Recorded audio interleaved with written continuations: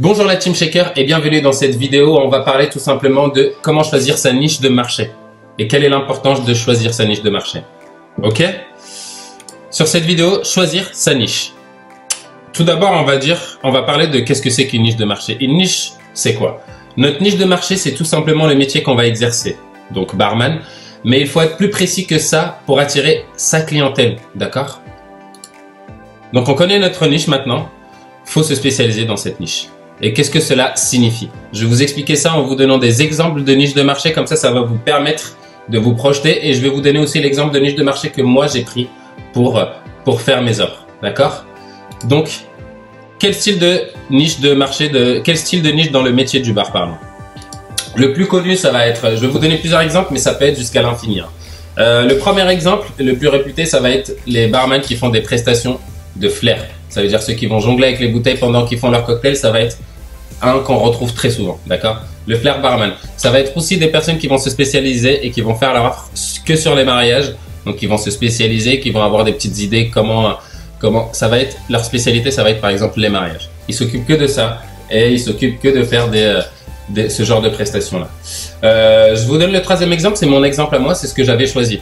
La création de cocktails signature, ça a été ça ma niche. Je me suis spécialisé autant que barman et barman qui fait que des créations cocktails pour vos événements. Vous retrouverez, si bien sûr, ça m'est arrivé de faire que des mojitos, que des choses, que des cocktails signature connus, pardon, que des cocktails classiques de la coupe Scott ou peu importe. Mais moi, ma base, ça a été de créer des cocktails signature qu'ils ne trouveraient pas dans d'autres bars. Ça a été ça ma niche de marché et c'est grâce à ça que je faisais mon offre, d'accord? Vous avez aussi, j'ai vu ça, des personnes qui se spécialisent que dans un alcool ou dans un spiritueux particulier, qui font des cocktails que à base de rhum, à base de mezcal, à base de gin ou des infusions qu'ils faisaient avec ces spiritueux-là. Ça va être aussi un style de niche de marché. Un style d'époque, l'époque de la prohibition, ça veut dire s'habiller de telle façon pour des prestations, ça, j'ai déjà vu ça aussi. On m'a déjà demandé ça aussi également. Ça va être aussi des anniversaires, tout simplement. On en a jusqu'à l'infini des styles de niche de marché, d'accord? Mais il faudra en choisir un car c'est très important. C'est ce qui va vous permettre de cibler votre clientèle. Après, comme je vous ai dit derrière moi, on m'a appelé pour me dire on t'a vu sur ce style de prestation, est-ce que tu serais capable de nous faire ce style de prestation?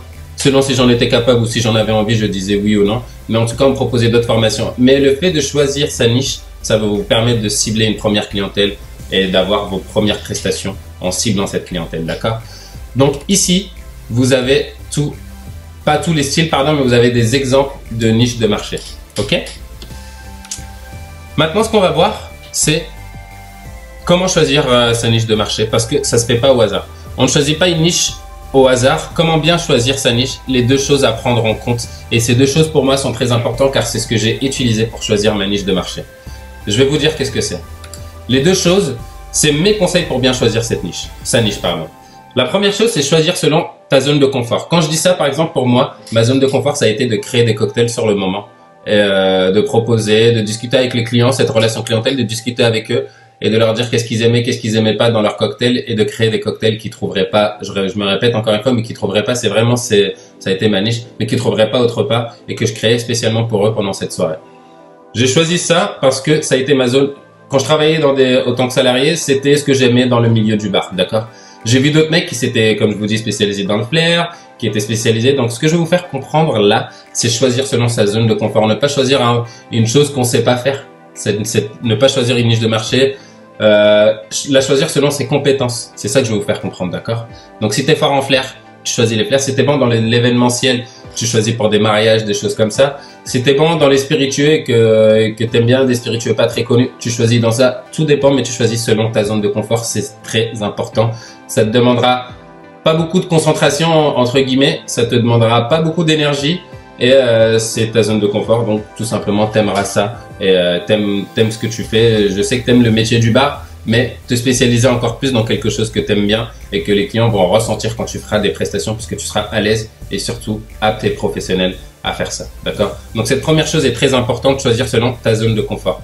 Deuxième chose, choisir selon la demande des clients. Quand je dis ça, il y a plusieurs moyens de vérifier bien sûr, mais quand je dis choisir selon la demande du client, ne pas choisir par exemple un style de prestation où il y a un client sur 1 million qui va faire appel à toi, c'est pas l'objectif. Ton objectif bien sûr c'est d'évoluer, d'augmenter ton chiffre d'affaires et d'augmenter ta paye.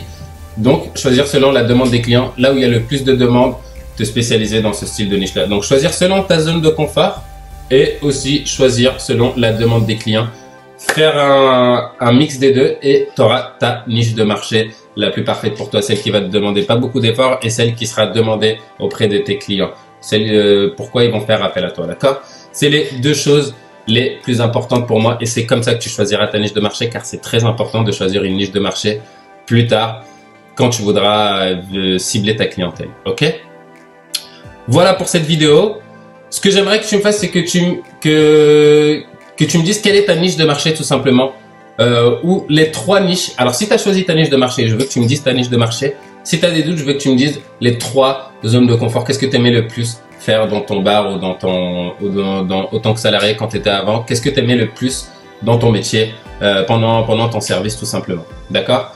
Ou que tu me dises 3 listes de niches de marché que tu me listes, pardon, 3 niches de marché que tu aimerais faire ou que tu aimes bien faire. Ou alors tout simplement, comme je disais, me mettre ta niche de marché que tu as choisie. D'accord?